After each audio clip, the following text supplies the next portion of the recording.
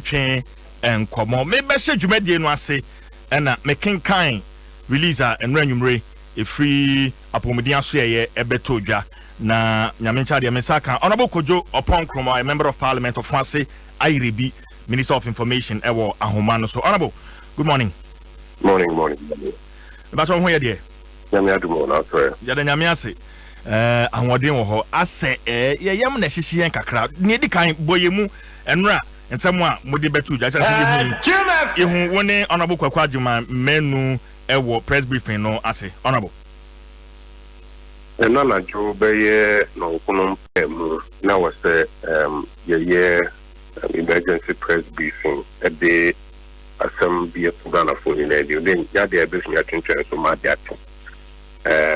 ya dey Ghana for any minister coronavirus area na ye bon de no ye nyamie no e wo Ghana sabri ye test ni surveillance ai kosia no ye nyamie no e wo Ghana sabri one more ye test wo ma mo ye positive no that brand and na jina me ne wo kasa no e de wo ma to ya protocol friend no isolation so mo kwa na e wo edan bi mu a obi a emme o ma no obi an kan na sani pa kono so an kwan kunya ya re ni bi na ifi ase ayo mo treatment eno eduma treatment no ifi ase na ye pitom doctor for na dia be na ye pitom ye bi fi ase na ya treatment no na o mo so a o mo eno mo nya kita hudi na nsentem no so no ye fit tracing ase a ye trace o me ho se o mo so ye hwan na o mo so o mo kusan o mo nya bia na but Emma Ubia, Emma Yaman, she and Nema, I was say a costo ye bon de Runanoa, and I was a costo, Naye, who was a Bribia Fasemani, who was in some Echichi, tight piano, Sabri, Yenfe, Nayinai, Unubi, if she are Yemma baby 2 meters, and Nayentem. It was any patrono, then home fana. Mama yemi me nipa bibria from a family nipa bembe yama and sana sa uhena se uhum fawa. Wankasa na baby din na dem na fie ne mum fa telephone na friend. Sa emergency numbers my idea to abontin 050 949 7700 and now say 0558 439-868 and only and run I do the 12 I don't know manipa mi oni abrebe na ye wo test no ye wo test no and run o results no so about abrebe no bedru Ghana ha bedru Ghana say edru be na wotwe ne kakra na ye surveillance and on a ma almost started develop symptoms no the many na ye testing on your pick samples because no buchi eco test ya you know not just at the point of entry there were no tests run. Honorable no say ye test at the point of entry now won't develop symptoms no cry issue but your mama your a hard work akra at the point of entry no you were monitoring and surveillance until no sabi on be show temperature and only the first sign to temperature and on be you show temperature and as won't develop symptoms na enya dia obi akra fo be ho se bibi yo because yare no it midi be 2 weeks and sana we fi ase develop symptoms no it me ban say e shall read him but one kasa kra wu yinyina you enti ye kase bia ya foul temperature and ya test temperature and ya screening na e wo mu kura na se symptoms ni fi ase develop ya you nemum so we started develop symptoms no ya ye betwu mu ja ankasa na di akofa fidie ni e wo no gucci e no no de fa fidie ni mu wia ye be ka say ya yo actual viral load testing and the viral testing no near say positive and say baby if as at nra na be 56 or may develop symptoms be a need so say ya are testing in a negative. Me we next test count or no and no about as positive. Okay, any now test be a why fever, be a why other common flu in Kikahonia. Into me at the point of entry, no, yes, screening or mana be Debbie. When the symptoms need develop, I was being a crowd. Symptoms need develop, and I will screen here. We will send a temperature, also, and answer or cough list. So now, if you want training moja, I actual test. No, to me, I confirm say positive and negative. Honorable, what about the band now watching in Mbroye or Ghana? Hey, contact tracing a very difficult. No, yeah, protocols for contact tracing we are still finding in one use. Inti one kasa edika ma basic and as my basic information. Yeah, the free contact tracing no ase. Inimu omoso no yinum very directly for phobia omo no buy into contact as anchor for no so no. Omoye different second level and that's a snowball effect of the contact tracing, you know. And to send we are here for contact tracing so you know.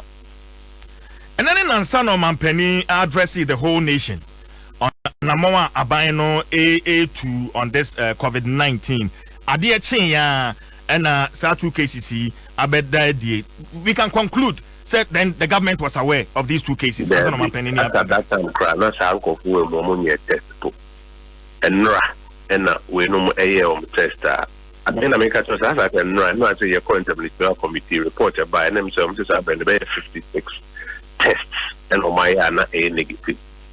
If we and you merino, the grandpa me do fee and son I have fresh we are no samples be on PK, development about the Samra. Some of your call will be in the accident. And you know, Chris said, I'm buying your awareness, I'm buying your wealth. We moved the Nasa time no, on my Trump samples. And when you made 12th March and you made and on the test by inside. In fact, on one Casano, and when you made just before your bay announcement, you know, and Sana, you have bought my money because also continue details, no, just before your bay announcement, and Sana, you have bought my money or my doctor for money, or no more Casa. Sana, you need to be crumble the Atwabon. Okay, but is it possible? Say, you be continue more. Do we have the capacity? And now, so sending Ankofo Adventurebinum Airbano, we should repatriate them back to their countries. Is that possible, Honorable? First of all, it needs to be a panic. No pressure seminal. Generally, what here, and yasama ed, but. Say, you found no prayer and you never found. Until a year, a botre, any calm, any deal with Nsem. And they will cook us a opportunity. One, I didn't call for their brain in other coin for the agro crab spread no more. Until I are we near then, until a foot and a bad, I need to contain it. Maybe any pan of one woman containing or now one of my was a question or a man in Rooney again, a question or a man in blue. Tisa. And yes, so yeah, no, I say. Okay, on a waterma, Uncle Foy, me one more background. Let me throw a little bit light on it. Mean to me more details be brief and say will be medical issues in any nana, especially without any permission. Say who be a CD. Make it can say we are not saying more details need they mean to me ma. They mean to me a time and say back if you Norway and a buyer, back if you Turkey. And a ban and Saint Temoa. Honorable Yankasika some kakra. Some time ago, Ghana Health Service and for HCI. Ma Wamoka say initial budget of about 35 million. Mubaya 2.5 million and a sabren no monsa akan. And some man penny $100 million eba abesoso. How correct is this information, Honorable? Is correct. So far, Sita Omampeni, a power finance minister said only available no, and only now it's 100 million. It includes the amphitheater, Omufia available, which is about 2 million thereabout, and Sana Omo airlift earmark cap no to be 35 or 75 no, and Sana latest President Maya lifted cap no to be 100. As at now no. fitting as you know, we do some pen, so we say no. Budget, year frame said the Bayajman, and then 100 million. I see. But there's a rumor. Say Nipam Uni Emubaku Norwegian, Norwegian ambassador, and then the second Turkish man is a Turkish official. How true is it? CJ, send a medical catcher. It is not a responsible practice. Say, Sebi, the ban will be area now. Yadi assassinate and also children. ABR CJ Yare is an answer or hepatitis. It is not a responsible practice either in journalism or in health management. And until you go further, any further details. And you best say, you know, central phone in a moment. So, yes, I'll bet you know, there's a rumor that could not come. There's a rumor say ASPD. Me and I'm not creating rumor and panic. I am what. The best say, you know, you're responsible at this point in time. Say, yes, so rumor. So, standard. Choir a fast man with I just a patent number permission say Bonidino. Standard choir fast bossa a Nema with the rule and on that Yayan San and best strap out the title we can understand and then some President Kayan saying I am moi, Nasabre with the manager, Yamasani was your manager. Into details and they say Baku if you know in a bar recently, Baku if you check in a bar recently. Okay, if there any further details, there will be as well. Okay, until we can confirm, so only Ghana for, but only foreigners. In fact, me to me go further, slightly further, Kase. Baku a Ghana near na oye Juma or Europe. Baku on your Ghana ni. I see. Honorable $100 million in the Dabena Abani release. Sika, Oma handle different parts of the project. Obe handle from control and accountant general. Hosseini Adan the money is being released by warrant. That's my understanding. And who will handle any part of the project? Obe apply for whole portion from controller and accountant general. Now, Ode Ayojuba. Okay, let's just say controller na manage this very fund. Anawaya. Senior Ghana Siken in our control and managing sa na we say so no be managing. Well, honorable Mamenda wase na FNC bibi e message ko bi. Honorable Kojo Ponkroma, Minister of Information, Member of Parliament of Wase Ayrebi na meneno atwetwe enkomo no. Enti ni akoye no. Last night on BBC World Health Organization Special Envoy for Coronavirus, Dr. David Nabarro, and to quote him, I said most countries are not ready. Most countries are not ready. And that I believe possibly may include Ghana. Because Broni koko kuro mukrano ye kaso omunya ahomboa then I don't know what to say for we on this part. Na asamono emu akoye eyi kakra anapai ye betutu ye hofo apo mu de ho komotwetwe ye ntimi ndi bibi foforo bia ho komo aside coronavirus. Nescafe start strong, finish strong. Wamada Roma. Answer na makwa homano so na mene Dr. Gabriel Benaku, or a chairman of the Coalition of NGOs on Health. Mene no atwetwe komodok. Nemo akwaba. Yeah, mo to say. Nyame adom ye ho ye nkakaka. Mpacho sa won ho ye de. Mpa boy, ye gina ye ho ye. Doc, how has this breaking news on the recording of 2 cases? Says Ghana Yeka say I recorded 2 cases of COVID-19. That was saying, Doc. Yo, me chia Ghana for you, which the Minister of Health and the Ghana Health Service. Senior the BIA canon. So was a train near Betty. Ntino yan kan ha ya ni bani ya kan se ni ne ya kan nyina ni ne ya ka ba busu mi asani na eye adia eye no kre na eye adia na what Ministry of Health Ghana Health Service omu kanya omu ho e chen ni nanu ya president ebeka nti ni e kan so obia enda no ho so na menu mienu ni ye kan obia obeti bia ozo won kan kire omanfo na ba bia dipa wo bia no ye ni hu nkomo na ye mo obia entia ba bia ehia me pa ya no pa ma ye release ama the whole country any the border countries no ye no mo bohie no anti ufa Volta region side hosa kosi north region ekosi upper east ekosi upper west ekosi bono ekosi western region na oba takrade our territorial waters na oko Cape Coast no abankai eye anibrisam se was say yina ye bie ani na wo bia ye be hunu awo yentam no awo se hu se ya screening no anase yen screening no ana ne to so bie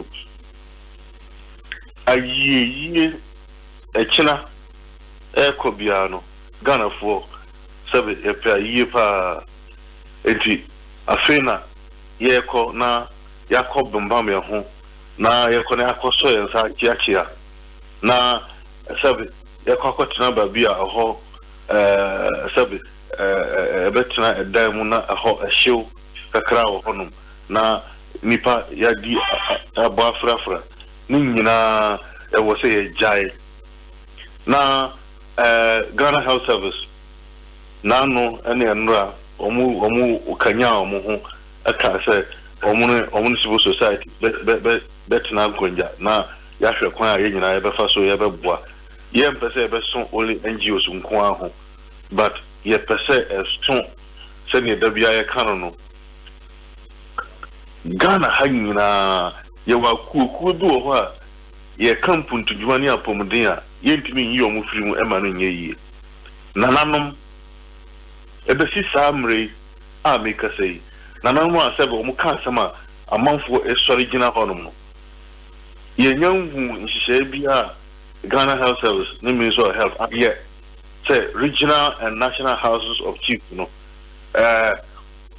kwan bena almost so let me do omutumi abua ma obia tekni ye kanase na ne tosu biem ye ka ye na ye schools yi titiri primary schools no secondary school any university ombeti marking kan omoaten ye called but primary schools basic schools any private schools no kwan bena ye be fa so a omunyina beti adiase school health improvement program and school health education for coordinators no kwan bena omunzo beti marketing crofo na ni abai ye betimi akọ na nkwalanketen ye betimi a church ti eye anibrisem eye asamhia I was enne fiadai ye nyina ye nya daje na ye chire omanfo a free studio eko nkrum eko bar chobas any drinking sports eko barbering shop ni eko nananu ntrankonya na ye no mukodi nkomo ahemanum ye no mudi nkomo saa nyema ya agigagija ni nyina no buma ye nyina ye nkamum na ye nyema no nyefe na ye ngi Ghana fo nkwa na Makisa Ghana Health Service for Ministry of Health almost say almost contact tracing entinu I was so via that no so ya na ye ho so a contact tracing e bi wo ha untimi enya na some crofo ya nya omu babia sebe omu nam ya buy any one tenase. Now, I didn't see 14 days incubation period. Some require Nipa do was an woman more shares here. Yeah, a free neck in the next 14 days. No, quite by a fast way, bet my yes, uncle phone. And you know, I have some the Siapa say, I was a boy. Until my dick actual all my regional chairs, all the 10 regions. My dick I can't show Munina and there or Munina emergency. No matter finding your road map or near one. Now, Yashemukena, near targeted 55 districts in Ghana, Titra, and then your territorial waters, no borders, no, this year. Now, you strengthen your educational programs. Yeah, quite social mobilization. Yeah, Bob, Nipa, near Chile, and no, specialist in that. Chebabwa, Ghana Health Service. My sister, dear, also will be at that.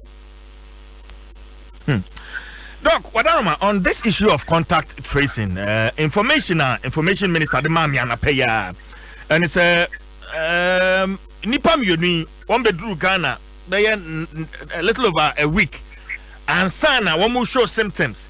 And Raya, yeah, one more a test. And Mintimi who said, and no better amount, sir, contact tracing, I had kakra. So my baby, bear now watching actually, Asana, one more show symptoms, yeah, you one more test, and who said, I didn't want more be, Doc. And yes, I had in kakra, say, public health, emergency, in contact tracing. Most of the time, say, only very strong health system, difficult to trace. And most of the time, when your preparedness have not been properly activated, it is difficult for you to connect with the people who would have been more educated, who should have earlier on quarantine self. So self-quarantine, and yeah, Juma, na say, Nipano, wakwa here mu awi, na opesa, ukawono, and church or babia wire, and answer and over restriction on. A very difficult task. Tinia can say, Yangupo on Goswa no more home by now. Nearby there, it will be very difficult to do proper contact tracing because we share near Koso globally. It has been one of the major issues. Even areas our health system are well developed. Now emergency response was properly institutionalized, but we still have casualties. And you know, near Bompire say, a bit not trace it to do now to say also be a done also. Say, young observe the normal health and sanitation lifestyle. No, but be a Ukobiano, you say, enjoy and Sachiano. Now, you use sanitizers, no more almost every 1 hour piano. So which my use be now make sure say Nipa Babia Nipa will hope a brain yen discourage crowdness. And we my junior see agriculture market ne other markets are all Ghana hanging. Okay, Dr. Benaku Wadaroma, Jinasuma me, Messa Bao Hobio, Naya Dwaso, Dr. Franklin is do Bequeen, a Deputy Director, Public Health, Ghana Health Service. Wabeka Mensa of Manusona, TMN and Comatuchini Binamia Masamba, or Doc, what's a man can't, Dwaso Nsem. Memoachi. Yeah, Dwaso. But what's on here, dear? Well, I am see, we've recorded the first 2 cases of COVID-19. I am Doc, and I only mean Adonisa. You, that's it. I'm going to it's me, the 2 cases, no. Now, that's it. With history now, they are people are finding to go and no buy. But sentence no starting and call Sabia. In that case, no, it limits the number of contacts. It gives us a lot of hope about how to address the challenge. Because if, as you mean, say, sentence no for a very long time, then you are likely to get more contacts. It at least fine now. No, somehow we were not very surprised because if almost everybody is getting that, it tells you say the disease might be in the country, but won't be. for people to, you see, one thing, let me say clearly, I kept on saying, sir, this disease is not always that you see it at the point of entry. It is not people will put so much stress on the airport because the disease has a long incubation period. Well, people can enter asymptomatic and then become symptomatic in the country. I think that it's good that it me cases. Now the issues are the contact. You are going to work with the cases, no, to get all the contacts and then the contact. And basically that's what we were doing. And we started working on it from last night. And we are trying to get the contacts. Hopefully, no, we get all the contacts and then follow them to the next 14 days. But Dr. Bakwin, make us say when I mean because and yes, on bedroom Ghana Hana na year one test. Almost for a point of entry and over a week and sana and run yes our test and contact tracing. You see, this disease, there's very little evidence that it spreads when you don't have symptoms. Me too. Mostly, no, it spreads when you have symptoms. And that's what I'm saying. If you go to your history now, there's just about a day between before they started showing symptoms and when they came to hospital. And that's why I'm saying that it gives you space, the exposure is not extra. As you say, Obokoha, near the doctor of Saha, then no, it tells you about the number of exposures. We know, history, no, the other guy got sick on Tuesday, he went to the facility the next day. It tells you the exposure is not minimal. As you say, Kulebu, the Kulebu, and the coffee,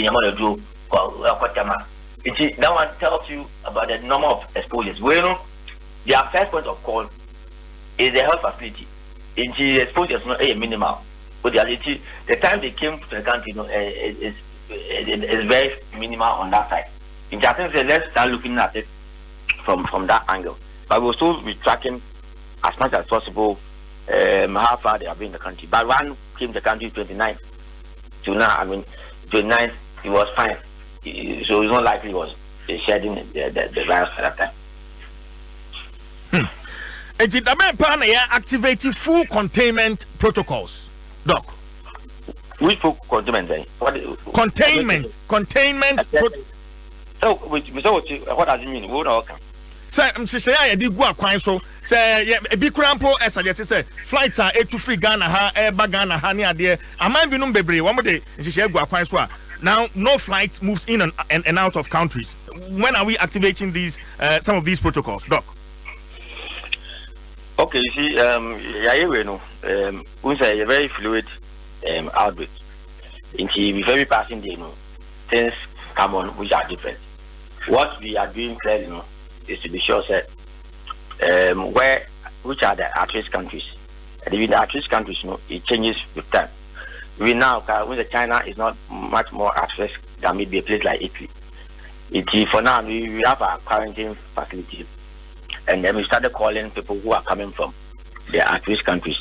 The idea is to have an idea of the people who are likely to develop the disease, and then we follow them. But you see, issue of stopping flights, those things are not very easy to implement. We as at now, we're going to focus on clearly the at-risk countries, and then follow them up, and so that we can actually get them, those who develop the disease, as early as possible. As I said, most cases, the infection, you get it when you are showing signs and symptoms. We've had contact with the cases. We started talking last night, so that you have an idea of all the contacts. Because no one can in contact now, you cannot imagine it. So far, they are very cooperative, and then we are going to start the contact tracing from this morning. I see. Now say Nipa Muni Baku bedru Ghana 29th of last month. The battle sanity. Let me be clear. There are two people. Baku, Ghanaian. Baku a foreigner. I hear say OBC 60,000 on the issue. One is a Ghanaian who works here, and the other one is a foreigner.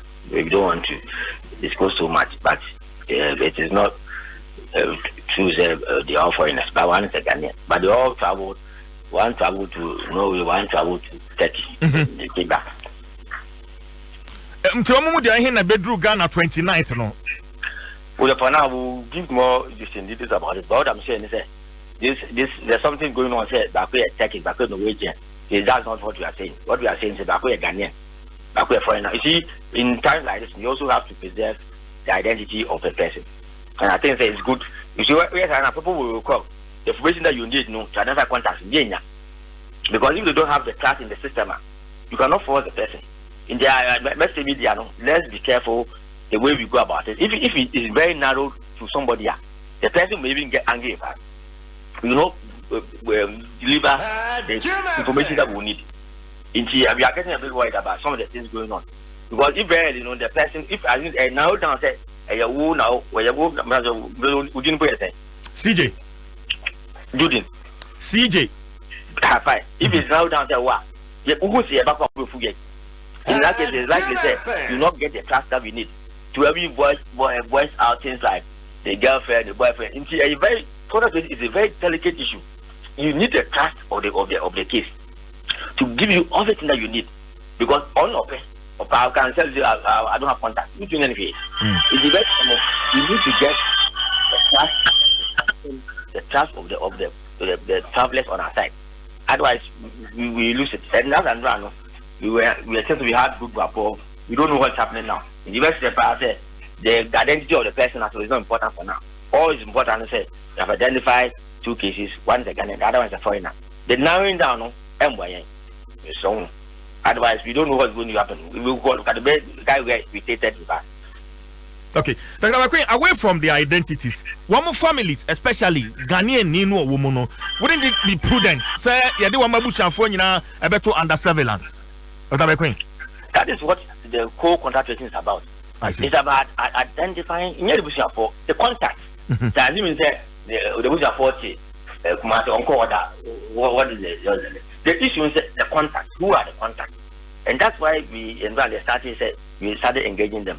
So that they try and give us all their contacts within this time frame of at least going back for the last 4 days. So that we will now engage them and explain to them what we are trying to do. You see, it's a bit of rapport. When I establish good contact now, well, before I start the contact, what happened? And I didn't so good, why not girlfriend or the that's why you need to get a trust for the person. So that he knows when a public health issue, in a social issue, so he has your trust. He knows a lot of information will not come out.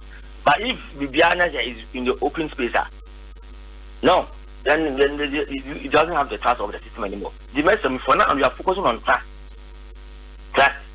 good rapport. Otherwise, we cannot succeed in this contact tracing.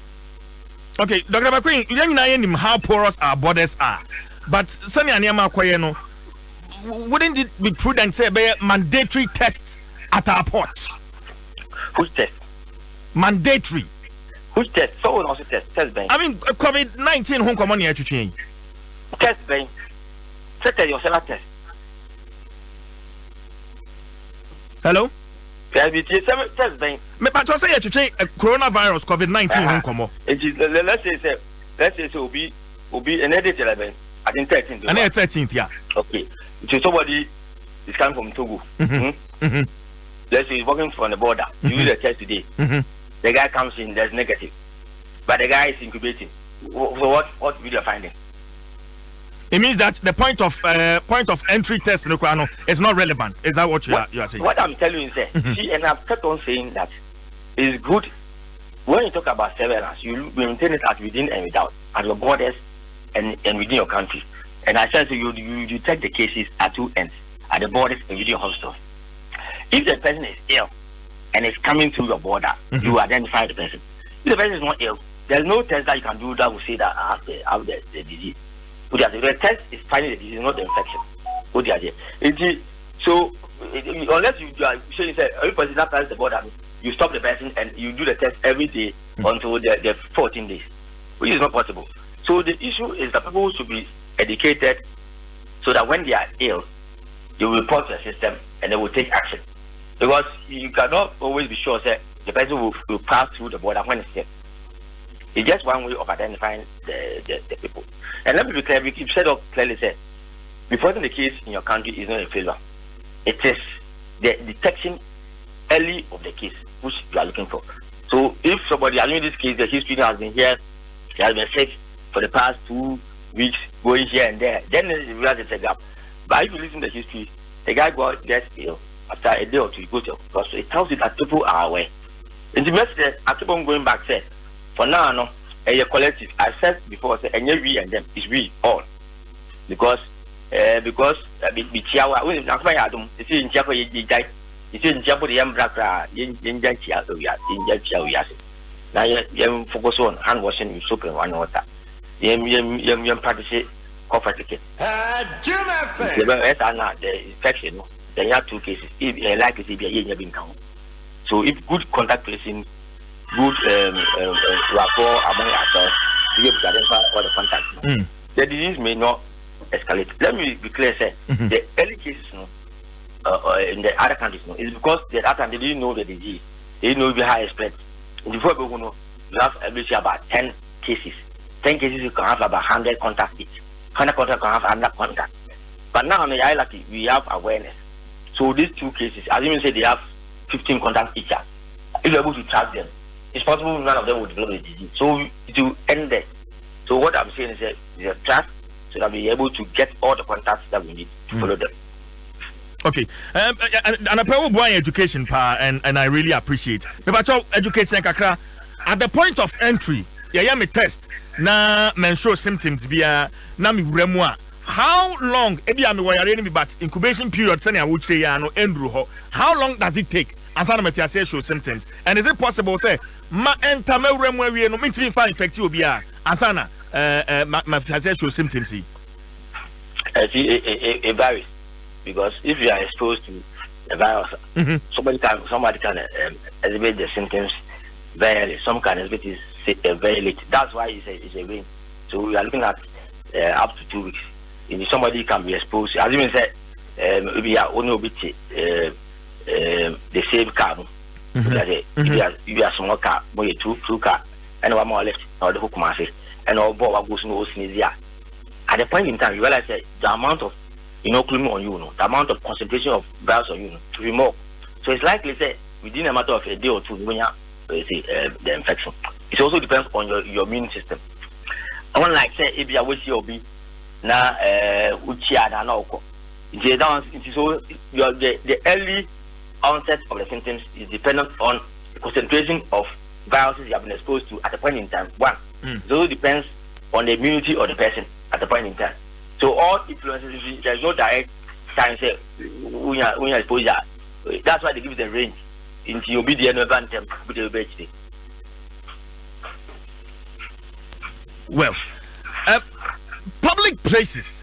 I say, would have photo kakra to her, but I'm sorry, marketplaces, event ground, sports stadium, trotromu, how is the education going? Because can say I'm from a radio, so anyone street uncle Moya, Dr. McQueen. The best is one threat in September. I don't know. I keep on saying that it is not we and the health system, it's we as Ghanaians. Into Bia to play this or a part. Yes, let's expand it. But what we are doing is we are engaging the organized groups. We met the faith-based organization, that's churches, mosques, the IDMG, Obia enters him now. Young person, and Sanabeko, yes, no Sakra, Kumasi, encore down to Obuasi, encore down. So that everybody last to be named, I'm sure I don't for them. I don't know the program of Malata. You could see that some market women had the idea of the COVID. They opened the idea about Punipa. I think that it's all of us trying to educate the Ghanaian, and then we'll get more educated. Then we are going to practice behavior change. Behavior change is let's stop shaking. Kind of what it's when you'll be able to say, oh, in particularly coming for now, pay a year. You'll be able to 2,000, will be able to. In the day, we are who and your class. It's one of the things that we are here. The live over now over here.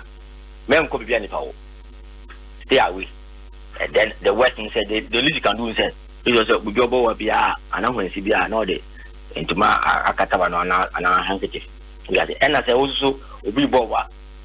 Now, when men Ben, at least make sure say distance between the two of you is about 2 meters. Then likely say in that case, no, the virus cannot move from that person to you. Into then that keeps the distance. And then let's practice hand washing with soap and running water. Then, or the use of alcohol wrap sanitizers. Well, and say, yeah, and the pay Adarma, what they mind. Sabian Biana or Tree Casa. Yeah, hear any Musa in other Ghanaian languages. Sanchez, because Sanabia will be able to me. Adam Husso. Yeah, jingles. And I translate for 8 languages. Into common languages in there will be able to yeah, but that's kind of a piano before my whatever. One can ask him school. I'm moody because I don't want to quit you. What I said, I keep on saying this disease is a partnership. It's a partnership between the health system and then the general public. The health system has a role to play. The public has a role to play. Yeah, a role to detect the disease and also give information. The role of the public is to prevent people from getting the disease and also prevent themselves from getting the disease. It's a partnership. In that sense, if you see it there, it's not we and them, but we will be our role to play. Then we can minimize the effect of the disease in the country. Okay, by way of training, you involve the media. Mama training, I mean special training for a workshop for the media. Bibisa. Yes, we have had engagements with the editors and I think the leads of the various media houses. I'm just saying we are one to engage the editors. The idea is, you see, we have an outbreak on our hands. The idea is not to create fear and panic. The idea is to get people educated and allayed of anxiety. If there's a messenger, how do you promote it? How do you get it out? Is it supposed to get people running or to get people relieved? That is the thinking. And I keep on saying, I've said this again, it's not we and them. And I say, no. Because you are also your doctor. They have talked for prime ministers, they are getting the disease. Some are dying. Let's not promote them in a way and what are we doing as individuals so that we can all be protected? And I think that when you have that mindset, the approach to the same event will be different. It's constructive. So that let's allay fears of Ghanaians, allay fears of our families, allay fears of our neighbors. Then we can all address the challenge together, practicing what we are preaching. And then I'm sure we will do well. Okay. But I said, do back when my mentor was in the offense here. I said, that's it. Dr. Franklin, SCA Dubekwe, Deputy Director Public Health, Ghana Health Service. Dr. Benaku. Hello. We do a champion in Masam Kwasi Wasumwa. Mitimi our response via Adarma. Well, for now, by ethics, once the situation is with us, we want to tone down our voice and play a complementary role. But everything boiled down that all that they were saying, they were not fully prepared. And they were doing the talks in Accra. And over the last 3 weeks, I keep on saying, sir, our preparedness is centered in Accra. And that is what he is confirming. All that we want to say is that we have instructed all our regional executives. We have 382 NGOs. We have instructed our regional executives to liaise with the Ghana Health Service at the regional levels to complementarily support them on social mobilization. And that is what has been lacking since December till now. So all that we are saying is that we should strengthen our network, we should strengthen the collaboration, and we should recognize, say, the social aspect of emergency response is more critical even than the clinical aspect. And so we know it as a fact. WHO has confirmed it. It's in all the statutory books, and we will continue to play our role.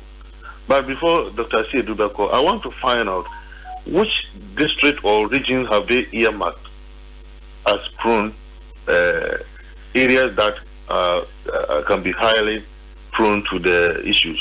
Normally in public health, you have to identify those areas.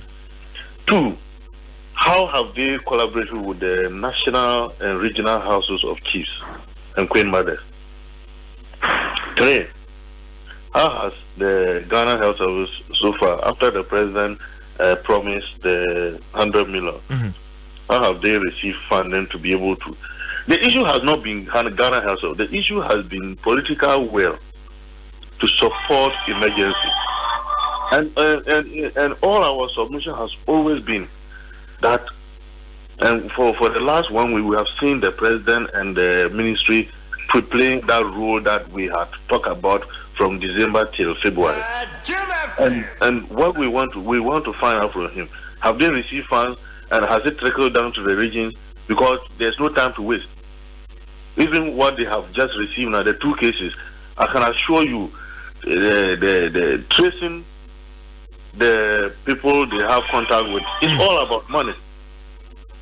So we would demand explanation from him on these issues, and then we assured him. Yesterday, my people were there. All the meetings the coalition have always participated, and we have always stated our position very clear, without being hypocritical, that we have not been properly prepared, especially in the border areas, not Accra. And that is the thing we try to miss. We think that it's only Accra that people can come from, or that's where we can diagnose and find out. It's not always the case. There are a lot of people moving from Togo in, there are a lot of people moving from Burkina in, there are a lot of people moving from Cote d'Ivoire, and other even through the waters. So all that we are saying is that, what have they done with the decentralized system?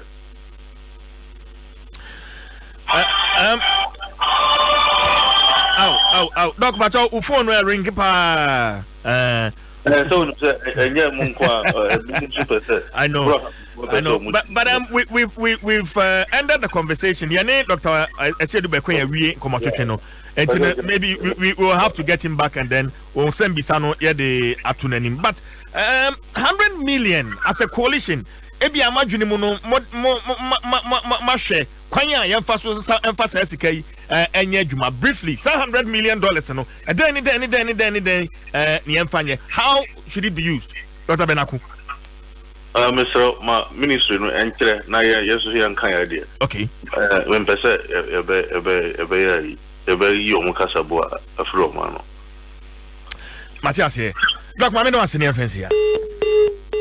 Okay. Dr. Gabriel Benaku, chairman for the Coalition of NGOs and Health, and I pay many and also attraction and common. We and Checha, if free UNICEF for her, and I pay ma yenina yinsuadie na yenda yehoso. Coronavirus, when it falls on a metal surface, it will leave 12 hours. So washing hands with soap and water well enough. Say coronavirus abuano ebeto dadie soa don hwere dumienu ansana wawu enti wode won sa so console mu wasodo no bubi o froka na waso kanim ni ade ni nyina no eno nti ene ho akohia se wode semina ana ube huru nsa under running water ehu hia pa yebeto asa ncheche no eso no mbo kwabna minta kando ranking member on Health Committee of Parliament. Honorable. Okay. Na homa no ate yenkoso yensaka honorable kwabna minta kando ene ne betwetwe nkomo. If the virus is exposed to a temperature of 26 to 27 degrees Celsius, it will be killed, as it does not live in hot regions. Also, drinking hot water and sun exposure will do the trick, and staying away from ice cream and cold food is advised. I'm going to minta kando mwakwaba. William Joshua. Me bato sa ho de wo de. Na me mo fight no. Me just say what say ka say 2 cases Ghana ya record it. Me bato andi. What you saying? Did can have an special setting common ma menka wave and and radio station TV station be on my friend Biano and no and I'm a desha say me tiu nano pay to me the wire na my menka say Ghana ni bia on funny on taking the destiny into his own hands. Na only kind money home a buying cane and ninety if you much say I was say a taco hoyensa. Ya wo hoyensa so I am fast men and am fan hoyensa. You sooner ya de wo hoyensa no. Ya man sooner intend say ya tap water and a flow from the tap. Ah dear, we go say we no find ya be my echo waste. And now so say them will be at essence you know dear good so. Na ya wo hoyensa kama. After so sensual so men yenya. And Kabaya can pay hand sanitizers, alcohol based, alcohol woman, na and also young fan for fire and some intermittently. After so no, say, wouldn't it be Jimmy? Oh, a chichi baby, a crab yassy, hand sanitizer, and man no. So, oh, I petition you, wow, which may be afar. And we much less say, one of the alcohol content, and I walk a petition monoson, and also so far. I mean, can't say, no petition is row. And I mean, can't say, I petition coronavirus, Mr. Roman cancer. I'm choosing my words carefully to be to me to be a far power and someone. Yeah, a deal be a moon, so they say, Sanka Ebeya will be a boa for handkerchief, a chair, no, a massive tissue. In fact, health professionals may a petition in Mumpo handkerchief, and if we say tissue in the area out to me, a touch me. Na odi chair na kama na uria na watu atwene afei se beyen so a obi bia ofri oman bia sa ya we coronavirus na duru ho bia no se obeduru oman mu a amane nkonipam anka beya onto ne ho punum be na otwe mienu na chi no na wo hu se ebia obowa ana ne ho ayesese ana wanya fever bibi sa no mu a eno no na say ebia onya niema uhu a trese coronavirus no wanya bi na eno no obetumi ababonti maka wo ya wie no menua enra press conference ministers mini no ye no and pay me sorry ye no questions are Ghana for bisa no edoso saying in some more so eka ye no so there are more questions than answers. Back a question back when they say, Yatis back here Turkish, back also a Norwegian, nti no move for him, and no do well, my Mebajo on that one, and Chimwaba, many honorable Kojo Ponkomatis, Architrin Comonoche say, Bakuna a foreigner, Bakudio ya Ghana near or 2 quine. Okay. Aha, Bakuya Ghana, no Ghana new 2 quine. Mebajo no de one check. Nti Bako a Ghana ni out 2 quine. Yeah. And a Bako so a foreigner. Yes. So it still doesn't answer the question. Because you name say na Ghana ni no if you take in about the Ghana ni if you know way about say you name meboa. But you name. So it doesn't still answer the question. So it means that me ha menina maka base me tie wona no penti minim koma wonadi. But me ha menina maka dia. It means that Ghana ni no oyebibini meboa. No kre. Very good. Na me moye hoban. Na that's the first one. Say ombedru ye no flight na omutimu no omufri baby omo wo bia na ombedru omayimu no. Ya chima Tracy ahu say omo no omufu flight no obia is safe. Flight ni bedru omayimu no. Eye de na omo call ya testing omo ankasa ena e call fie. Ansa na omo call hospital ho. Anan so say omudru airport ho no na detect ye de omo call facilities ho. Ba ko amatie ne say you say Turkey ni no okoi ekodi be na wotwe ansana oba facility ho me bajo eno so munchiremu anapai yenya ene say wo mu drew Ghana no point of entry wo mu ye test but no mun show symptoms and of course wo mun show symptoms na nya dia obetimi ayehu bibia o bedu so wo betimi ayehu bibi listen you see we are taking things for granted. So that kind of media, that's the way betu abontin betuja. You trivializing it. Di matemwa. Ghana Health Service for directing so media betu abontin. Chere say, nyama na me show you. Omo say, sa precautionary measure na yedi betimi assist away ina no ne say. Obi biara obe free o my I record the case wo abedu o man no bia no I was say quarantine no for 14 days incubation period no 14 days enti incubation period no chere say ya we no betumi ahye wo ho endu 14 days ne de enye de ya obekire nyama e chere say ya we no oyi ne ho agi so hu enti the meme ye ne say and which of course say on contradict ye ne say especially Turkish no okoni fie na wotwe actually me sana matie menim so what the same information there. Now the question is of free airport why koni fie no why mo no mudi ko interact with omo so sa me no bedu ye no so no na sa symptoms ni so into me mfa nka obia emre ben and no sha say o show symptoms no because normally as a human being and say obawa bibia kwa nkeke wa adwen kwa so yare dire wa no bon be na mienu ana na mi so we unusual na me kwa yare sabia but me bo na intino these are questions I was say you ye die ho so obi bo bi say then all of a sudden man panyi da kasa wie ye no 24 hours and yes I recorded 2 cases. Is it a coincidence and not no man panyi nim bibia na ga na phone nyina ye nim. These are questions, and I feel that they are legitimate. Meanwhile, as I make a clear on say, giving mra the way here, I made him a new 2 more can say, I buy man the highest commitment, I buy for a number 2, man for trouble me up to this point, you know. But the other dream, mean who say the fear and panic in air more dangerous than the virus. It is young ye. Near handing ye, near Magana Famotoso, and the only cure a dear a bit your mamma Famotoso, a quiet the first way, but near being your mason as you did Sylvia. And no never Magana for a what to one with him.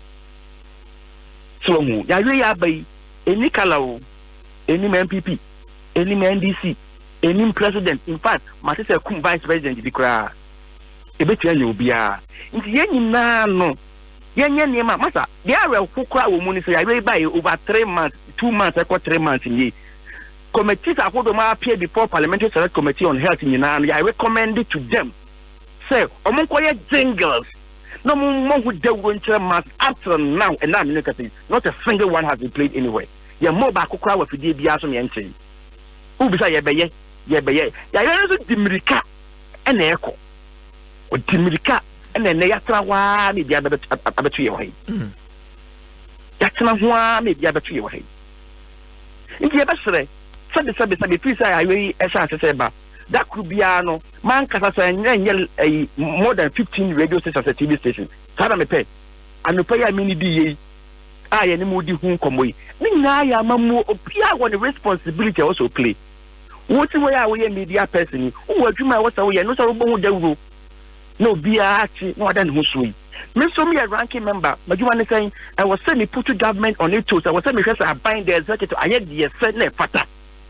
I beg you man saying I beg you man so so but you are among na near men here a set fata no health professionals no mo do mo ba for there no o mo be here no I was say the ma wono.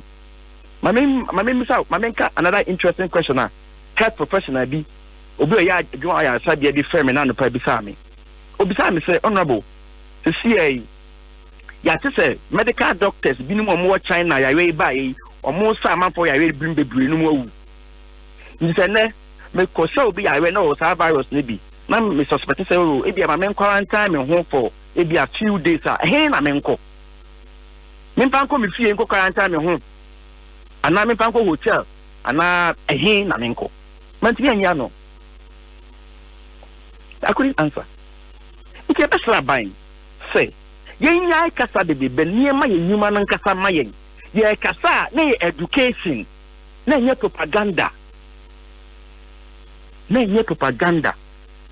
besre say samri no we should all ye nyina say be yempa ye nom ka ye ntutu so kakra be nipa be gathering no ye reduce ne kakra Inchia, a bay cry, a me chia cry. No, and then here education because and then got away and Pinoco constituency to be attending as a chow, was a man chow. What does a woman? Unim, your culture in this country. But the people not say the Uba a buying airbo, I can radio TV with ya, Mawan Chianumpa, Unso, and yes, and I ran a banity and I'm Paso Bachiano. So, in the name of the Brew or why, the GD say, I was say, it's me guaco as I speak to you now. The question is, if you are isolation centers of all the 16 regions are now, all the 16 regions, maybe to Western North. I don't know of any isolation center in Western North. Jim FM. So, if you have isolation centers in all, name po the district hospitals near the idea between our quick woman, your borders no, are you too porous? Over the Western North, I neck Cote d'Ivoire for the bush. Now, last weekend, and now watching everybody, because constituents, I'm saying, until I had deal with so. Meko bunsu kwanta faso ko baby afewa kati so in Africa. Na me call say ko jokrum. Menia, there is no special arrangement in place it is cleaning obia. So na me bisa me call Lisa mo free water about flower and the story is not different. But you don't say abai mo po inzo be ba no makanda de nto bi ko no onhu bibi atisa na ne yemu hihye no.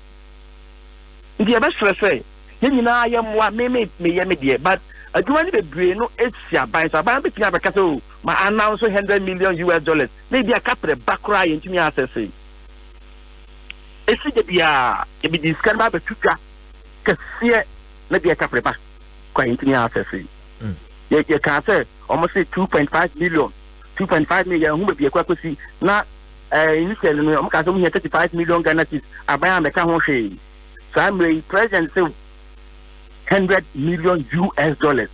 She can't say free in ever, and say free in ever. And your friend, Beneko Ponkoma, or one of your sister radio stations, Joy FM. And ho, na me needing command bisa question of the say. A be free consolidated funds, a be so free donor partners. And when I bisa and say, saying the free consolidated funds was me and Yano.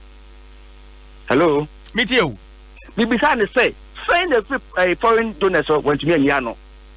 Bibisa say free consolidated funds more other into the parliament or so and any money in the people and no one specific answer and any money in and as you could free consolidated fund was about parliament because if you want a budgeted for already it is a budgeted for Saturday already and you can say about parliament I'm okay so you are budgeted for next appropriation act in 2020 BR and yet not sa item ben and the young koya and no tie koyi hu sika dia be sa adwuma because bia wo budget ni bia no sika bia umbe wa de ye nti omo me hu no mo bra clear no bia follow no bia nya ani ahotoso tie be sere no mo ye be sere mo obai ma bia mu na ho okay not mamufo so se na medi kakae no men kan say aban be ba wo ho ban ti won so obai bia se na ope bia obi bia me mo ye ho ban emfri yarewe yi ho de ba me ma se me na no pa in fact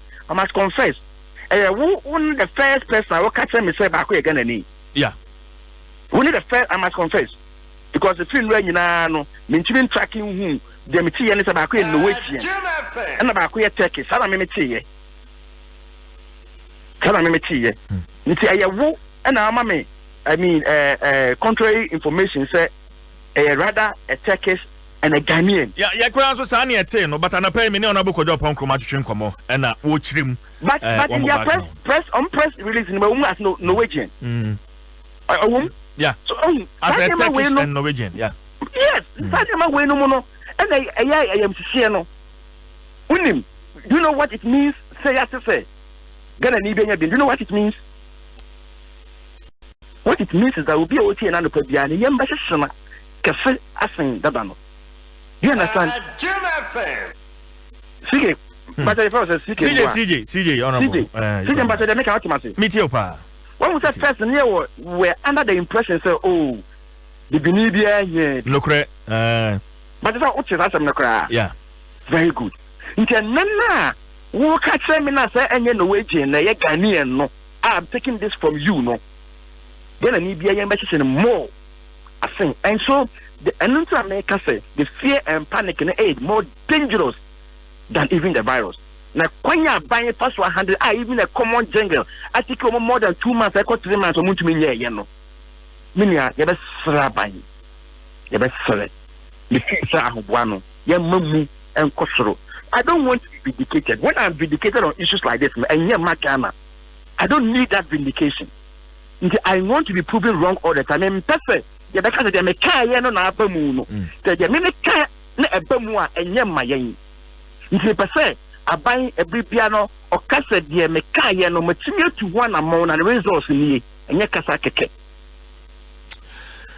When I'm another parliament, you could do mapa na Yafre or Swafono, Emma, emergency response measures, no. Speak at 2 Mudia, Mrs. Money and also Bana Obechi. Okay.